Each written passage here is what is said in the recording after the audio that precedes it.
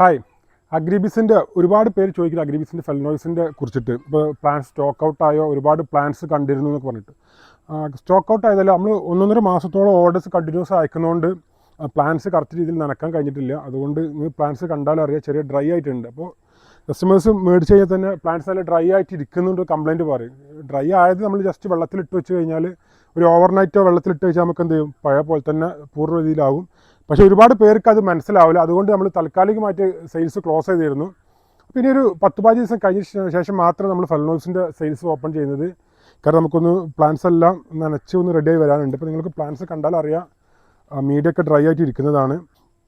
ഒരുപാട് പേർക്കുള്ള സംശയമാണ് ഈ റൂട്ട് കണ്ടിട്ട്, ഈ കളർ കണ്ടിട്ട് റൂട്ട് ഫെയ്ഡായ റൂട്ടാണ്, അതുപോലെ കേടുവന്ന റൂട്ടാണെന്നൊക്കെ പറയാറുണ്ട്.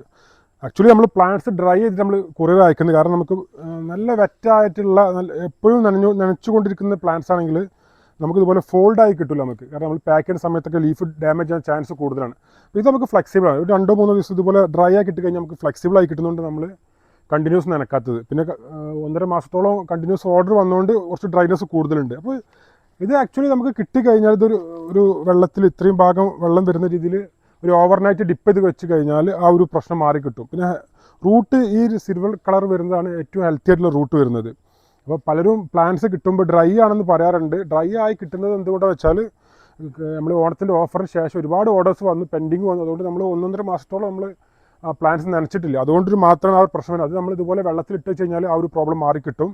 അപ്പോൾ ഒരുപാട് പേര് ഇങ്ങനെ കണ്ടിന്യൂസ് ആയിട്ട് പറയുന്നതുകൊണ്ടാണ് ഈ ഒരു വീഡിയോ ചെയ്യുന്നത്.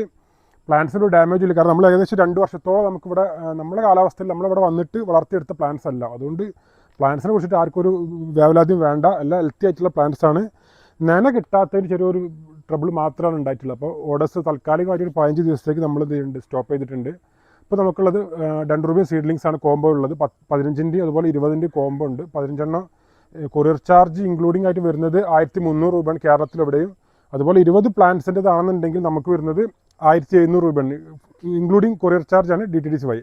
അപ്പോൾ പ്ലാൻസ് വേണ്ട നമ്മൾ വാട്സപ്പിൽ കോൺടാക്ട് ചെയ്യുക. ഫെലനോയ്സ് നമ്മൾ ഏകദേശം ഒരു 10-15 ദിവസം കഴിഞ്ഞ ശേഷം മാത്രമായിരിക്കും റീസ്റ്റാർട്ട് ചെയ്തത്. ഇപ്പോൾ നമ്മൾ 2 ദിവസമായിട്ട് ഞാൻ ചെയ്ത് വരുന്നതേ ഉള്ളൂ. അപ്പോൾ അതിന് ശേഷമായിരിക്കും നമ്മൾ ഫെലനോയ്സ് സെയിൽ ചെയ്യുന്നത്. അപ്പോൾ ഒരുപാട് പേര് നമ്മളെ പ്രൊഡക്ഷൻസ് കൗണ്ടറിൽ വന്നിട്ട് സെയിലുണ്ടോ ചോദിക്കുന്നുണ്ട്. അതൊക്കെ ഇല്ലയെന്ന് പറയാനുള്ളൊരു കാരണം, നമുക്കിത് പ്രോപ്പറായി മെയിൻറ്റെയിൻ ചെയ്തിട്ടുണ്ട്. അതുകൊണ്ടാണ് പ്രൊഡക്ഷൻ ഫാമിലുള്ള സെയിൽ ക്ലോസ് ചെയ്തിട്ടുള്ളത്.